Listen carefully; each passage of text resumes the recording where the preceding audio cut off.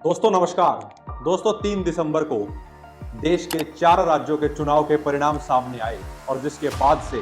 2024 को लेकर जो परिस्थितियां चुनाव से पहले बताई जा रही थी और जिस तरीके का परिणाम आया है उससे कुछ महत्वपूर्ण सवाल देश की राजनीति को लेकर और जनता से जुड़े हुए मुद्दों को लेकर खड़े होते हैं। अक्सर हम मीडिया में सुनते हैं साथियों कि क्या इन 4 राज्यों का चुनाव सेमीफाइनल था और जो परिणाम आए हैं जिसमें 4 राज्यों में से 3 राज्य बीजेपी जीती है और एक राज्य तेलंगाना वहां पर कांग्रेस की जीत हुई है, तो क्या ये 2024 का परिणाम आ गया? और इस पूरे इलेक्शन के अंदर साथियों क्या क्या ऐसी चीजें हुई जिसके कारण जहां पर मध्य प्रदेश जैसे राज्य के अंदर कांग्रेस के जीत के अनुमान लगाए जा रहे थे और चुनाव के बाद जब एग्जिट पोल दिया गया और विशेष तौर पर चाणक्य टुडे के द्वारा जो एग्जिट पोल दिया गया जिसमें ये दिखलाया गया कि बीजेपी को 150 से ऊपर सीटें आ रही हैं, जिसके बाद से एग्जिट पोल को लेकर भी कई सवाल खड़े किए गए। विशेष तौर पर मध्य प्रदेश को जब हम केंद्र में रखकर सोचते हैं तो चाणक्य न्यूज 24 का जो सर्वे आया, जो एग्जिट पोल आया, उस पर भी कई सवाल साथियों खड़े किए गए क्योंकि उसने अपने एग्जिट पोल में सीधे तौर पर यह दिखाया कि बीजेपी को 150 से ऊपर सीट मिलती नजर आ रही है, जिसके बाद से एग्जिट पोलों पर निरंतर सवाल खड़े होते रहे। लेकिन जब 3 तारीख को जो परिणाम आया तो वो चाणक्य का ही जो एग्जिट पोल था वह सही साबित होता हुआ हमें नजर आया। साथियों इसी बीच बड़ा सवाल ये खड़ा होता है कि बीजेपी के सामने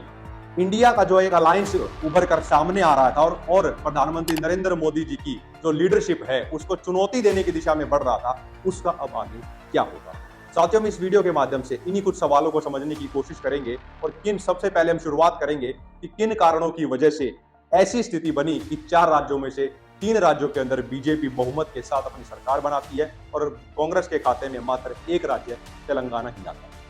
साथियों सबसे पहली चीज हमें समझनी होगी कि जिस तरीके से इंडिया अलायंस को जिस नैरेटिव के साथ बुना गया था उसके बाद से 2.5 महीने से इंडिया अलायंस एक तरह से सुस्त नजर आ रहा था और इसी बीच में मध्य प्रदेश को लेकर जिस तरीके से अखिलेश यादव और कमलनाथ के बीच आरोप प्रत्यारोप चल रहे थे, एक दूसरे के ऊपर टीका टिप्पणी की जा रही थी, जिसके कारण भी मध्य प्रदेश के अंदर एक बड़ा डेंट कांग्रेस को लगा है। उसी के साथ साथियों में यह भी समझना होगा कि बहुत से क्षेत्रीय दल जो हैं उनके दिमाग में ये परसेप्शन है कि अगर कांग्रेस बढ़ती है तो उससे उनकी क्षेत्रीय पार्टियों का दायरा जो है वो सीमित हो जाता है, जिसके कारण अखिलेश यादव को भी ये चिंता है और अन्य जो क्षेत्रीय दल हैं उनको भी ये चिंता है कि कांग्रेस का अगर ग्राफ निरंतर बढ़ता है तो इस अलायंस के अंदर जितना अधिकार कांग्रेस का होगा वह क्षेत्रीय दलों का नहीं हो पाएगा। साथ ही उसी के समानांतर हमें कमलनाथ को विशेष तौर पर केंद्र में रखने की जरूरत है क्योंकि जितना भी घटनाक्रम मध्य प्रदेश में विशेष तौर पर इलेक्शन के दौरान हुआ है वह कमलनाथ जी के साथ ही ज्यादा जुड़ा हुआ है, क्योंकि कमलनाथ जी ने ना तो वहां पर प्रचार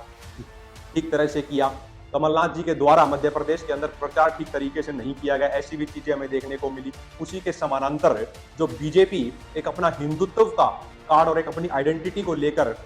हिंदुत्व की विचारधारा के साथ मध्य प्रदेश में निकलती है, क्योंकि हिंदुत्व का एक्सपेरिमेंट करने का जो ग्राउंड है वो बीजेपी के लिए मध्य प्रदेश ही रहा है। उसके समानांतर ही उसी खिंची हुई लकीर के ऊपर ही कहीं ना कहीं कमलनाथ जी भी चलते नजर हमें आए और उसका प्रमाण ये है कि जिस तरीके से कमलनाथ जी बागेश्वर धाम जाते हैं और वहां पर जाकर आशीर्वाद भी लेते हैं और साथ ही साथ बागेश्वर धाम में वो बाबा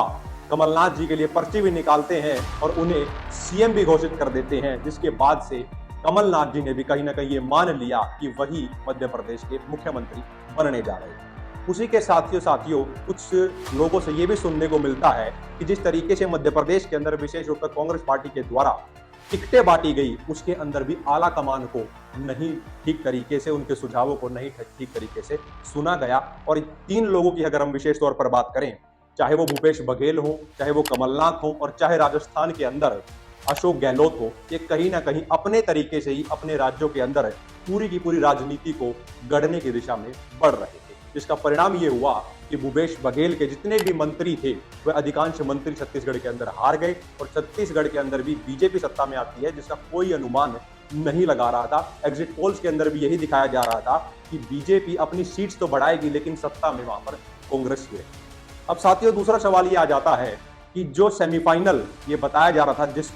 जिस किले को सही तरीके से देखा जाए तो बीजेपी ने ही फतेह कर लिया है, तो क्या 2024 के परिणाम भी अब हमारे सामने आ चुके हैं? तो उसमें भी साथियों एक दूसरा पक्ष पर भी हमें गौर करने की जरूरत है। साथियों जब आंकड़ों के हिसाब से अगर हम बात करें तो इन 4 राज्यों के चुनाव में, जिसमें से 3 में बीजेपी की जीत हुई है और 1 में कांग्रेस की जीत हुई, इसमें अगर हम वोट की बात करें तो कांग्रेस को जो कुल वोट मिला है वो मिला है साथियों चारों राज्यों का मिला के 4 करोड़ 90 लाख के आसपास, और वहीं बीजेपी को जो टोटल वोट मिला है वो मिला है 4 करोड़ 81 लाख, यानी कि 9 लाख वोट कांग्रेस को ही ज्यादा मिले हैं। यानी कि 2024 को लेकर जो चर्चाएं हो रही हैं उसमें इस बात से कोई नहीं नकार सकता कि जो ये सेमीफाइनल था इस किले को फतेह बीजेपी ने किया है, लेकिन वोट अगर हम कंसीडर करते हैं तो बड़े पैमाने पर कांग्रेस को भी वोट मिले। साथियों सवाल ये आता है कि इंडिया अलायंस आगे क्या कर सकता है। साथियों 6 दिसंबर को इंडिया अलायंस की भी एक बड़ी मीटिंग होने जा रही है इन चुनावों के बाद, क्योंकि इन चुनावों के चलते इंडिया अलायंस की कोई मीटिंग नहीं हुई थी पिछले 2.5 महीने से। अब इंडिया अलायंस किस दिशा में बढ़ता है ये एक सोचने का विषय जरूर रहेगा, क्योंकि मॉरली अगर देखा जाए तो जिस तरीके से प्रधानमंत्री नरेंद्र मोदी जी के नेतृत्व में ये पूरी जीत हुई है, ये एक और महत्वपूर्ण सवाल खड़ा करती है लोगों के जहन में कि जो मुद्दे थे वो किस तरीके से चुनाव के समय में कहीं ना कहीं गौण हमें नजर आते हैं, जहां पर चाहे वो बेरोजगारी का विषय हो, चाहे वो किसान का मुद्दा हो, चाहे वो ओल्ड पेंशन स्कीम का मुद्दा हो, और जिस तरीके से कांग्रेस पार्टी ने बड़े भारी जोर से एक कार्ड भी खेला था जो ओबीसी का कार्ड था, वो भी उनके साथ समानांतर नहीं चलता हुआ इस इलेक्शन में हमें नजर आया। अगर हम आम जनमानस की दृष्टि से देखते हैं साथियों तो ये बात स्पष्ट हो जाती है कि आज की स्टेट में, अगर जिस स्टेट में पूरी की पूरी देश की राजनीति है उसके अंदर बीजेपी एक फुल फ्लैज तरीके से और वन वे ट्रैफिक के साथ